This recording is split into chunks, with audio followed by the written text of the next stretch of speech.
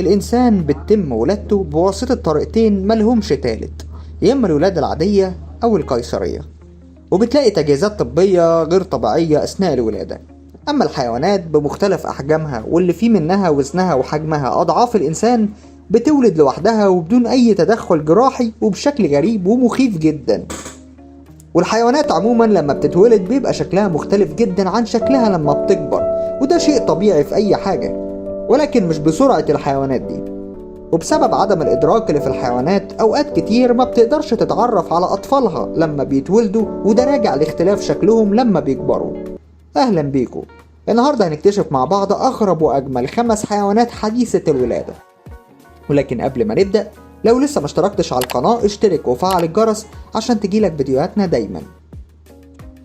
مشاهدة صغار الحيوانات قد تكون متعة للعين لأغلبية الناس، أما مشاهدة الحيوانات حديثة الولادة بتبقى متعة من نوع خاص، متعة معاها كتير من التساؤلات.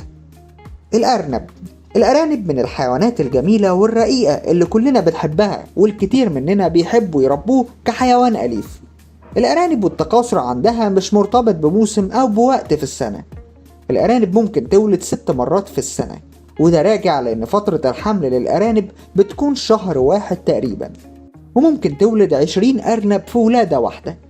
الأرانب حديثة الولادة بتكون ضعيفة جدا، وده بيخليها عرضة للأمراض والفيروسات بشكل كبير، وعشان كده دايما بنربط موت الأرنب بالحسد. الأرانب حديثة الولادة بتفتح عينها بعد 7 أيام من ولادتها، وبتقوم الأم برضاعة أولادها مرة كل 24 ساعة.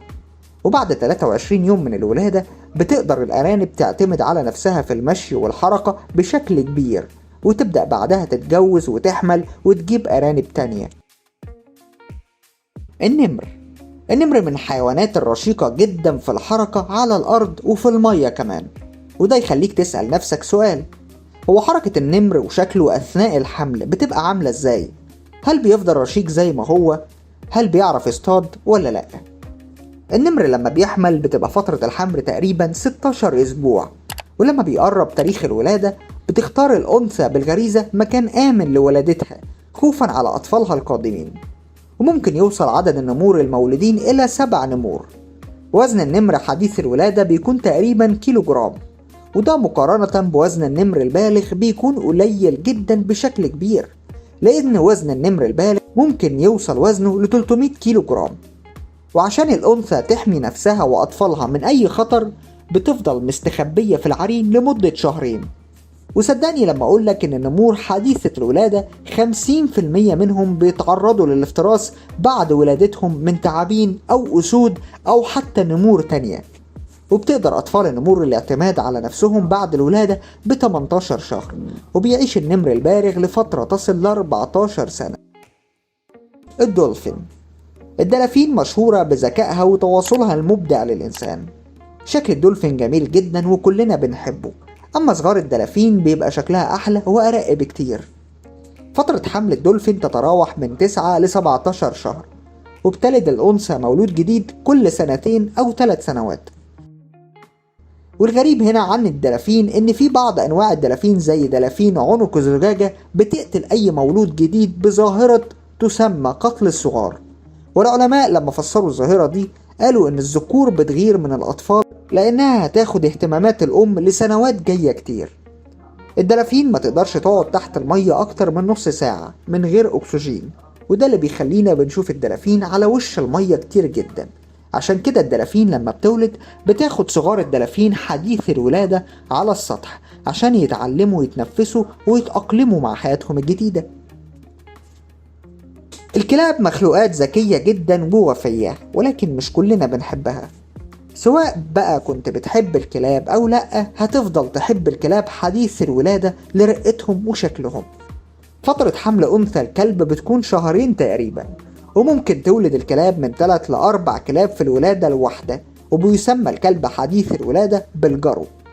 وأثناء الولادة بتولد الأنثى كلب كل ربع ساعة بشكل منفرد، وعشان كده قد تستغرق فترة ولادة الكلاب ساعة أو أكثر. والغريب هنا تصرف الكلبة الأم مع أطفالها، لأنها لو شافت كلب ضعيف وغير مهيأ للمعيشة صحيا بتاكله ومش بتسيبه يعيش، وده اعتقادا منها إنها بتحميه وبترجعه لمكانه تاني. فلو بتربي كلب أو هتربي، لازم تاخد بالك أثناء ولادة كلبك، لأنك ممكن تنقذ كلبك عن طريق الرعاية البيطرية.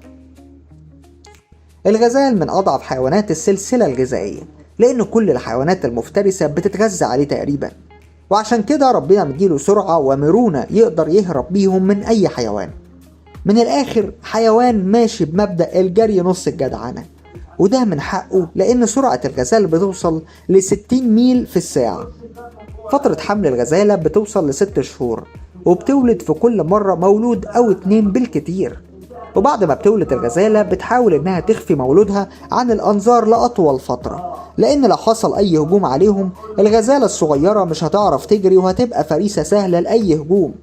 وبيزن الغزال حديث الولادة حوالي 3 كيلو جرام، وتقوم الأم بإرضاعهم 4 مرات في اليوم الواحد. وأول ما يتم المولود شهر بيبدأ يعتمد على نفسه ويوفر لنفسه أكل زي الغزال البالغ. معلوماتنا ما خلصتش، لو عجبك الفيديو دوس لايك وشاركنا في الكومنتات عن أكتر حيوان عجبك في دول، ولو لسه ما اشتركتش اشترك وفعل الجرس عشان تجيلك فيديوهاتنا دايما. سلام.